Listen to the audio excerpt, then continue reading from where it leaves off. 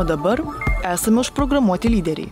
7 Kauno dienų pokalbyje technikos mokslų daktaras, verslininkas, mokslininkas, vizionierius Vladas Lašas.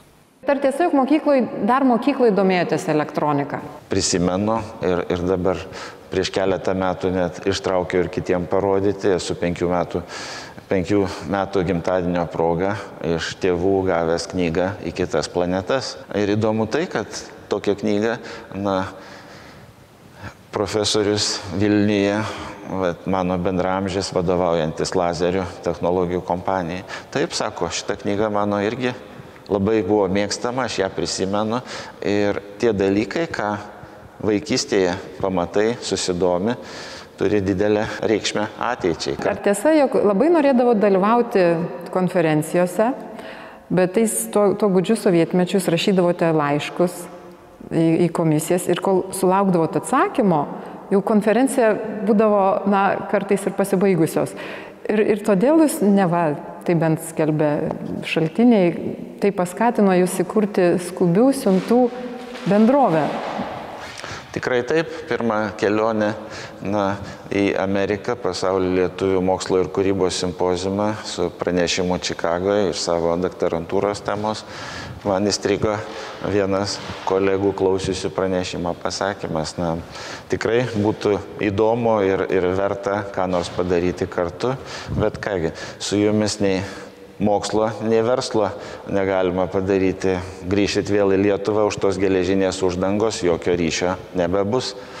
Tai grįžęs Lietuvoje pakalbinau porą draugų ir mes, atkuriant nepriklausomybę, mes ir tą savo kurjerių paslaugą pristatėm, išsiųsdami lietuvių bendruomenėms laikraščius. Kovo 11 paskelbta Lietuvos nepriklausomybės atkūrimo aktas. Laikraščiai tada pirmadienį jų nebuvo, antradienį mes supirkom visus laikraščius, supakavom ir trečiadienį išsiuntėm 12 pasaulio lietuvių bendruomenių.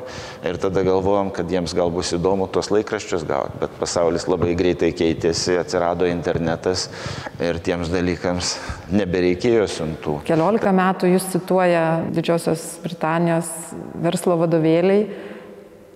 Ir už ką, sakykit? Vienam vadovėlį buvo įspausdintas mūsų patyrimas apie vadybos inovacijas, o konkrečiai mes pabandėm padaryti, kaip kompanijoje galima pasiskirti atlyginimus patiems. Ar iš tiesų žmogus pasiskiria, nusprendžia, kiek jisai vertas?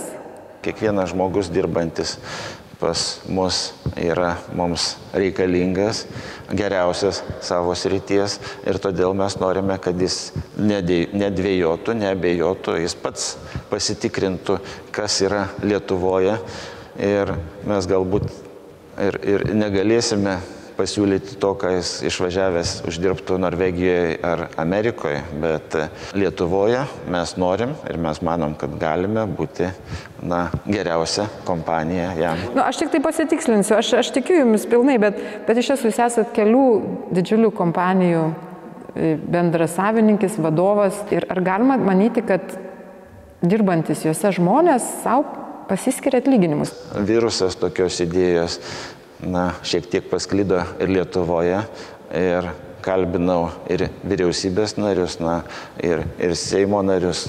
Pagalvokim, gal galim užsiduoti ir piliečiai, ir vyriausybė pasiruoštų ir po 5 metų galėtume mokesčius pasiskirti patys. Skaičiau vėlgi apie jūsų aistrą ligą kalnams. Panas Vladai, jūs mėgstate rizikuoti? Mėgstu naujus dalykus. Iš įdomesnių kelionių į kalnus buvo labai įdomu keliauti su Vladu Vitkausku ir Vyčiu Vidūnu iš Vilniaus universiteto orientalistikos centro. Mes buvome Pakistane, Islamabade buvo minėjimas K2 viršūnės 50-mečio, tai 50 metų nuo kada buvo italai kopiai tenai, o paskui mes ėjom Antano Poškos keliais, yra ir sukurtas dokumentinis filmas, buvom nuėję iki pat K2 bazinės stovyklos. Ir įspūdinga tai, kad lietuvių keliautojas, rašytojas Antanas Poška senais laikais prieš 80 metų sugebėjo pasiekti tokius tokias sunkiai pasiekiamas vietas. Netgi dabar tenai nukeliavus jautiesi labai toli ir nepasiekiama šiuolaikinėmis priemonėmis. Tiesiog savaitę ėjom iki bazinės stovyklos pėsčiomis, kadangi jokio kito transporto ten nėra, išskyrus malūnsparnį. Prieš porą metų jūs gavote verslo taikos premiją. Kas tai yra? Apdovanojimas skiriamas už ne tik tai verslą, bet įvairiapusius pasiekimus, kurie svarbus visuomeniai, bendruomeniai, šaliai, kad paskleisti tą gerą patirtį, gerą verslo patyrimą kaip pavyzdį visiems kitiem. Apdovanojimą skiria komitetas sudarytas iš Nobelio premijos laureatų ir aš tapau vienu iš tų apdovanotojų.